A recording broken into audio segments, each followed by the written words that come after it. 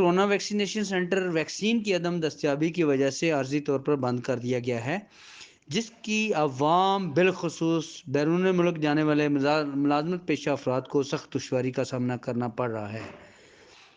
दीना update से बात करते हुए लोग अवाम ने कुछ यूँ कहा। मैं लोकल वैक्सीनेशन के लिए आया था अपनी बेटी का वैक्सीनेशन कराने के लिए। तो दीना शहर में जलम के नज़दीक है। तो वैक्सीनेशन सेंटर में आप ये देख रहे हैं कि वैक्सीन अवेलेबल नहीं है। तो हुकूमत को ऐलान करा देना चाहिए कि जहाँ जहाँ वैक्सीन अवेलेबल है वहाँ पर जाएँ, ताकि लोग खामखा में ना बाहर निकल के अपना टाइम ज़ाया ना करें। गर्मी भी ज़्यादा है, लोगों को परेशानी ना हो। ठीक है जी, तहसील दीना के वैक्सीनेशन सेंटर में वैक्सीन की अदम दस्तयाबी की वजह से लोगों को परेशानी है और अवाम रुलते नज़र आते हैं।